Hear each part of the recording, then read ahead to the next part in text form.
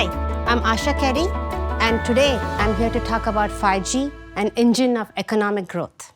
I work at Intel as a corporate vice president and a 5G executive sponsor, and in my daytime, I get to play in working on defining new technologies and use cases that are emerging.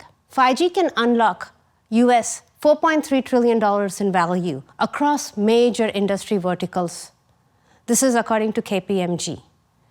Why is this significant?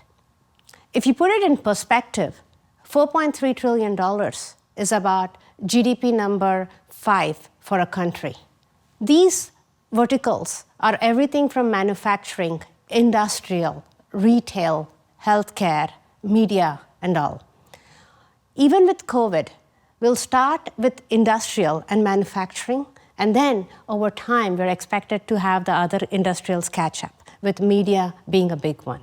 If you actually think about it, this is the next industrial revolution as we have Industry 4.0 and 5G merging together. Let's talk about data for a minute. We generate a lot of data, but we don't consume it. Most of the data is not used or utilized. Part of it because data is very different. We generate a lot of data. It's unstructured, and a lot of it is user-generated, not broadcast. It may be me telling the whole world I'm watching Beyoncé live, or it may be machines that are communicating with other machines on the settings and defects, or issues, or temperature. We're now expecting a lot of data to be more real-time, like natural language processing. I need answers quickly and customized. Artificial intelligence is a big factor in the ability to customize the data locally, whether it's to Portland as a city or whether it's to London as a city. The traffic is completely different. Edge computing is important because it allows us to have the data processed locally, which means we can have a lot of data that is customized and can extend our virtual reality or augmented reality fields, or even just give us data in time for when we need it. It also helps us keep things secure from a policy and privacy point of view. Real-time systems with low latencies and reliability enable more mission control applications in many places and allow layers of redundancy even in a connected or autonomous car. And all of these technologies act as force multipliers, which means each one of them is important, but together they start changing how architectures get defined and use cases are made. Mainframes used to be how computing used to be done at one point in time. And then we had the PC era, where the PCs commoditized compute. This is when 2G started rolling out.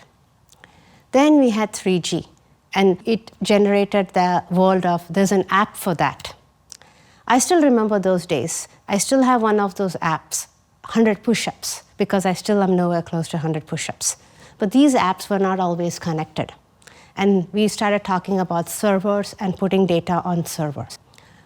With mobile broadband, 4G and Wi-Fi 5, we could then connect anytime, anywhere.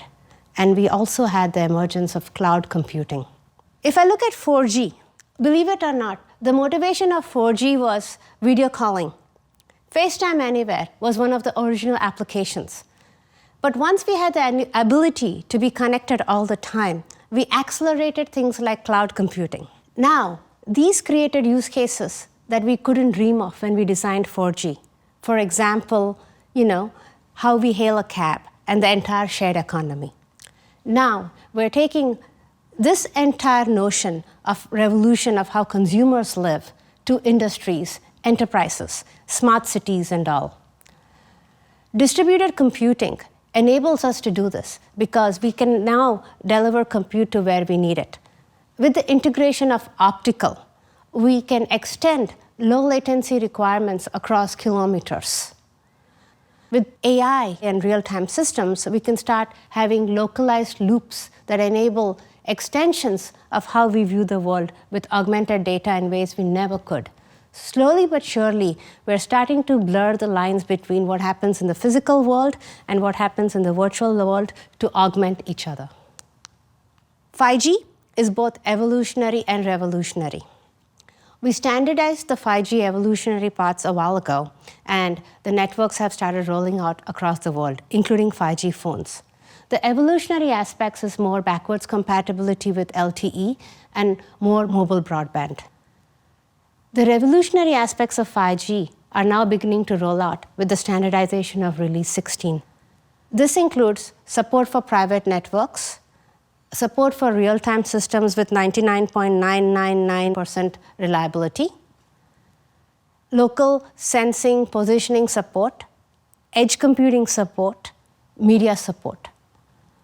All of these together will start shaping how industries and enterprises change and are built and evolve. This will continue in addition to things like the network virtualization and the network transformation. We're moving things beyond network slicing to air interface slicing. So all in all, we are blending compute, AI, comms, artificial intelligence, the real world, the physical world, and creating new cases to help us. Let's take a look at the town of Loving, Texas, population 82. This town had the highest dollars per person value for the CBRS auction that was recently held in the US. Why is that? That's because this town is located on the Delaware Basin, and there are about 250,000 oil-producing wells, 500 working oil rigs, and 100,000 workers. 6 out of the 7 licenses were bought by 2 oil companies. This is a nod towards the future and the tip of the iceberg of how we expect 5G and wireless systems to revolutionize enterprises and industries. According to McKinsey Global Institute, 5G will enable about $400 billion to $650 billion of GDP impact by 2030 in the manufacturing sector alone. Country-wise, that's like country number 21, or about 20% of the total uptake. This is across a wide variety of use cases that can run on public and private networks, all the way from supply chain optimizations to defect detections to augmented realities and many other areas. As I start to conclude, 5G is an engine for economic growth. I'd like to continue to work on 3 priorities.